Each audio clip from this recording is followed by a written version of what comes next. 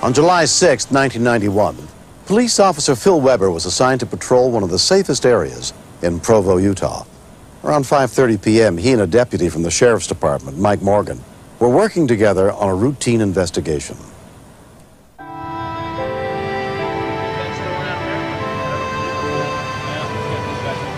Officer Weber was checking out the possibilities of a stolen car, and I responded to help him with that. 126 copy. Okay, they say it's not stolen. Okay, appreciate it. When you work closely with a police officer, you gain a real friendship, and there's a brotherhood there.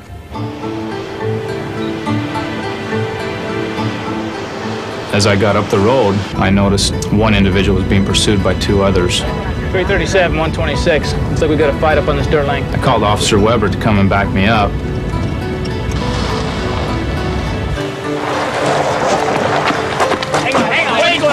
What's going on? Hang on. Back off, Danny! Get out of here! Shut up! Back off now! Back off! Hey, you, come here!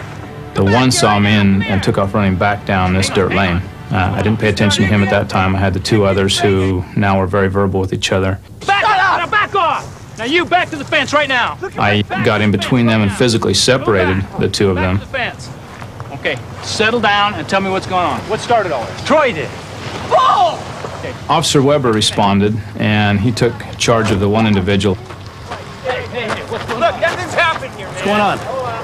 Now, we can do it two ways. You're intoxicated. He was very belligerent. He was intoxicated, and I was preparing to make an arrest.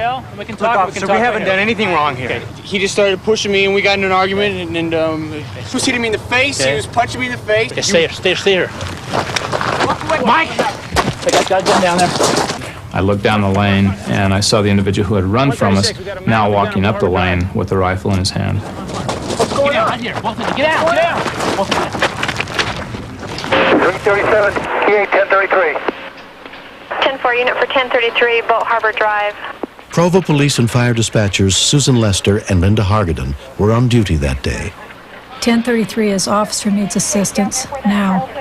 I'm thinking there's something wrong. There's something big time happening because Phil wouldn't call for 1033 if Phil wasn't in real danger.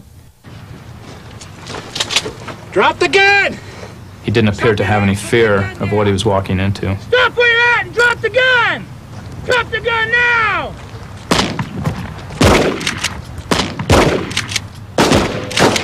Put the gun down! We were shooting a number of shots, but because of the distance of 125 yards with the shotgun, they weren't having a lot of effect. 337, shots fired. We need an ambulance. 10-4, ambulance will be responding.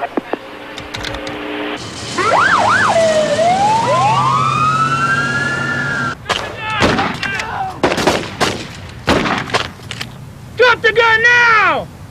337, have the ambulance stop at the end of the houses. Don't have the ambulance come in. We still have him up with the gun. 10-4, will advise. Our paramedics and our firemen are not allowed to go into a scene unless it's secured. That's because they go into that scene unarmed, and it's not fair to put their lives in jeopardy. Drop the gun! Put it down! When I heard that Phil was shot, I couldn't believe it. And then, remembering back to the night before when I called him on the air and told him he'd just become a grandfather again, I kept thinking, this isn't fair. Phil once told me on a ride-along, if he ever called for help, he would ask me if they were coming with lights and siren. And so when he called for help, he asked me, are they coming lights and siren? I said, yeah. The whole world's coming as fast as they can.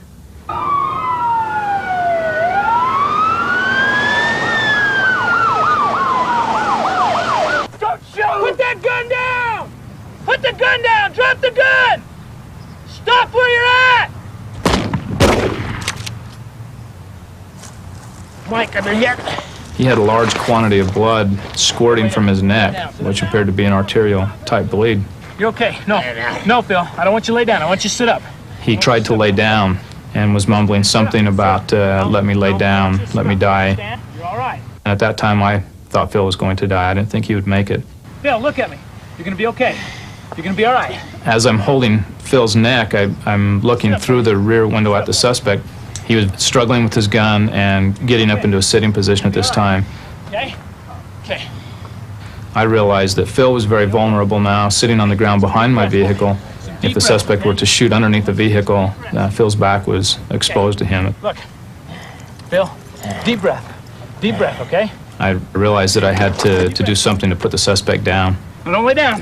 Don't lay down on me. I want you to sit up. Okay? I pulled out the M14 with my right hand, still having my left hand on Officer Weber's neck.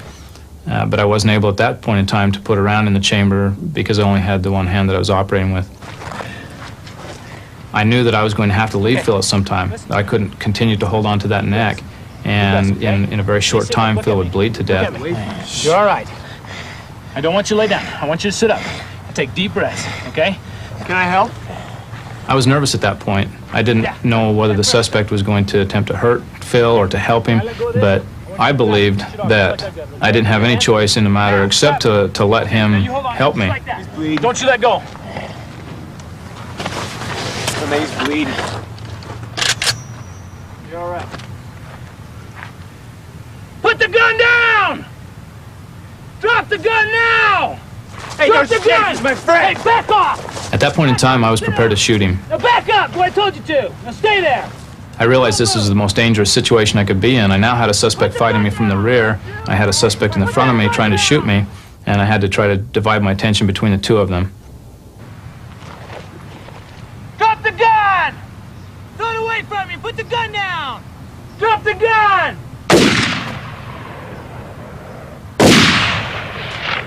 I've never shot anybody before. It's tough to take a high-powered rifle and shoot another human being.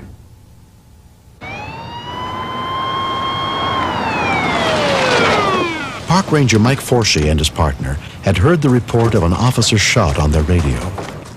When I ran up to the scene, first thing I said was, "What the heck have you guys got yourself into?" I don't know, this guy down here, he just come walking down the lane and started firing at us. Just open fire on us, don't know what's happening. Okay. I knew that an ambulance wouldn't come into the scene until the scene was secured. And that was a definite concern, was to get them there as quickly as possible. We need to go down here and get the gun away from this guy, okay? Okay. Noting the condition that Phil was in when I came up, I thought he could die. What kind of gun is it? Okay, it's a rifle. Officer Forshee and I went down the lane, leaving our position of cover, but I felt like we had no other choice to get down there and to get the gun away from him. Okay, Mike, I'll get the gun. Okay. You cover him. Keep your hand away from the gun. Send the ambulance in. 10-4. Once the scene was secured, Provo fire rescue units, including EMT Mike Ferris, moved in to treat the victims. I could see that the officer was Phil Weber and that his injuries were to his neck and also to his hand. When you lose the amount of blood that Phil lost, you can bleed out and die immediately. How's your legs? Move your legs. Here we go. Move your legs. Okay, we're gonna slide the board out. I've seen a number of people just prior to their dying, and the look that they've got in their eyes was exactly what Phil had in his eyes. When I advised my dispatch, I told them that he was critical and possibly even fatal.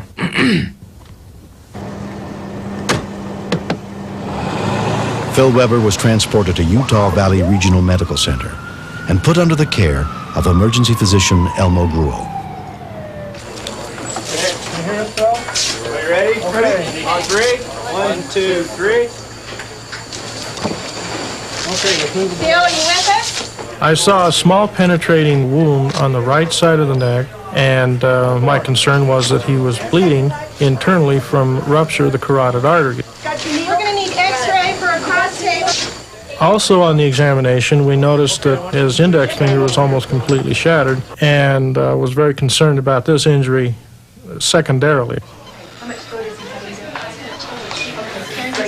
Phil's wife Karen came to the hospital as soon as she was notified of the shooting. I was very shocked at seeing all the blood, and I could feel the tears welling up inside of me, and I wanted to be strong. I really held back the tears as much as I could, and I told him that I loved him, and he meant everything to me.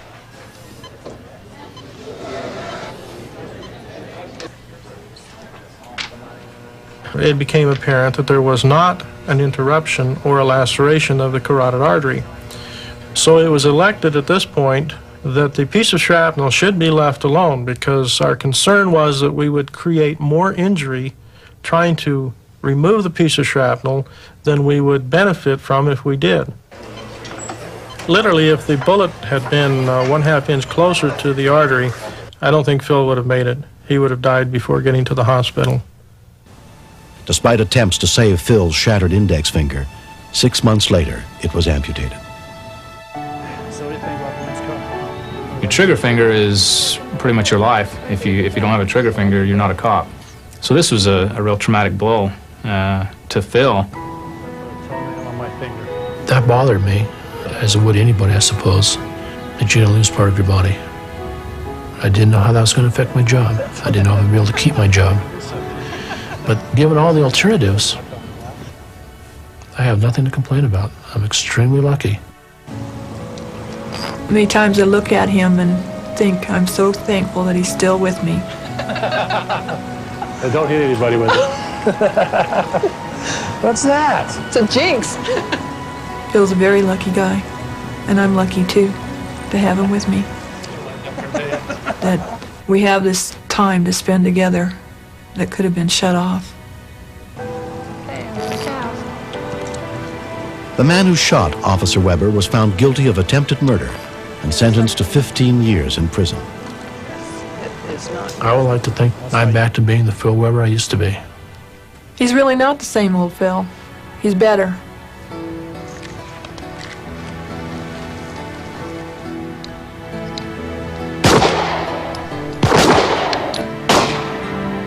Today, Phil is the only Provo police officer that is qualified to shoot with his left hand and his right hand.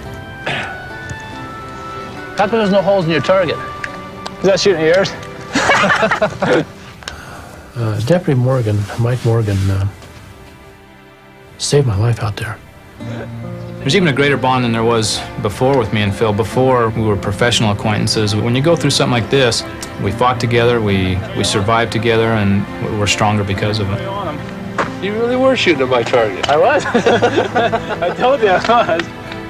My wife and I both firmly believe that my life was saved by an angel. That took the form of first aid administered by Deputy Morgan, by medical personnel and other officers, and hospital personnel. Everything put together. I owe a lot to a lot of people. A lot of people put out a lot of time and a lot of effort into me personally.